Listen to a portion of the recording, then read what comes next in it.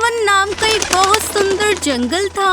उस जंगल में सभी पक्षियों की रक्षक एक टुनटुनी चिड़िया का राज था। वो चिड़िया बहुत खूबसूरत और अक्लमंद थी। जंगल के सभी पक्षी और जानवर टुनटुनी चिड़िया से बहुत खुश थे, क्योंकि टुनटुनी चिड़िया किसी के साथ भी भेदभाव और अन्याय नहीं करती थी। वो अकेले ही पूरे साम्राज्य को संभालती थी। टुनटुनी चिड़िया की अभी तक किसी से भी शादी नहीं हुई, क्योंकि टुनटुनी चिड़िया अपना पूरा ध्यान पक्षियों की रक्षा पर लगाती थी।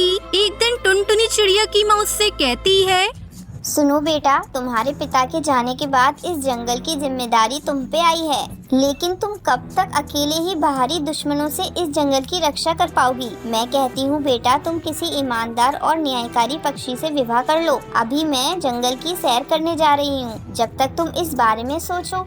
दोस्तों, कल की वीडियो में आपने इतने कम लाइक क्यों किए? मुझे बहुत बुरा लगता है। दोस्तों, जब मैं आपके कहने पर कहानी बनाती हूँ और आप बहुत कम लाइक करते हो, और जब आप कम लाइक करते हो तो मुझे वीडियो बनाने का बिल्कुल भी मन नहीं करता है। तो प्लीज दोस्तों, अब इस वीडियो पर जाकर लाइक कर दो। टुनटुनी चिड़िया का एक मंत्री था जिसका नाम हरी तोता था। टुनटुनी चिड़िया से हरी काका कहकर बुलाती थी।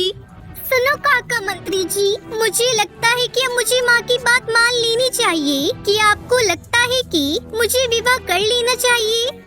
हाँ टुनटुनी, तुम्हारी माँ बिल्कुल सही कह रही है। आपको विवाह कर लेना चाहिए, क्योंकि मनुष्य द्वारा इस जंगल में प्रवेश और पक्षियों की हत्याएं लगातार बढ़ती जा रही हैं। ये बड़ी गंभीर बात है। ठीक है, तुम एक काम करो, तुम पूरे जंगल को ये सूचना दे दो कि जो भी मुझसे विवाह करना चाहता है वो यहाँ आ जाए। जी बिल्कुल। सुनो सुनो सुनो, टुनटुनी चिड़िया जी से जो कोई विवाह करना चाहता है वह टुनटुनी जी के दरबार में चला जाए। उसके बाद उनका फैसला टुनटुनी चिड़िया जी के फैसले अनुसार होगा। कुछ देर बाद दो पक्षी टुनटुनी चिड़िया से विवाह करने के लिए पहुंच जाते हैं, जिसमें से एक कबूतर होता है और एक कौवा। अरे माँ जी, यहाँ तो दो पक्षी मुझसे शादी करने के लिए आए हैं। मैं इनमें से किससे शादी करूँ? टुनटुनी जी, मैं आपसे शादी करना चाहता हूँ। अगर आपने मुझसे शादी कर ली तो मैं आपका अपनी जान से भी ज्यादा ख्याल रखूंगा और किसी चीज की कमी नहीं होने दूंगा। टुनटुनी जी, मैं आपसे शादी इसलिए करना चाहता हूँ ताकि मैं आपकी रक्षा के साथ साथ इस जंगल के सभी पक्षियों की जान से ज्यादा सेवा करूँ। इस जंगल पर बिल्कुल भी आँच नहीं आने दूंगा और इस जंगल के सभी पक्षियों को मैं हमेशा खुश रखूंगा।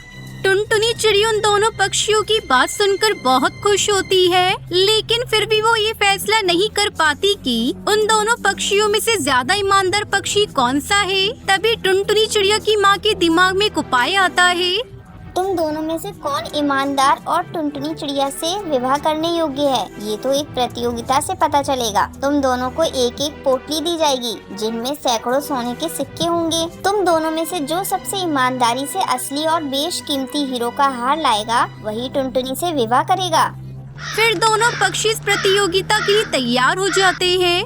सुनो सुनो सुनो, कुछ ही देर में यह प्रतियोगिता शुरू होने वाली है। इन दोनों पक्षियों में से जो पहले हीरो का हार लाएगा वही टुनटुनी चिड़िया जी से शादी करेगा।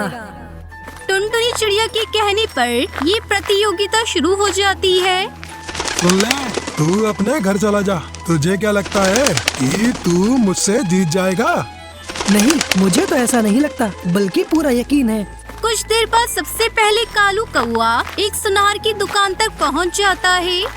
सुनो सुनार चील भाई, मुझे जल्दी से एक हीरो का हार दे दो जो बिल्कुल बेशकीमती और असली हो।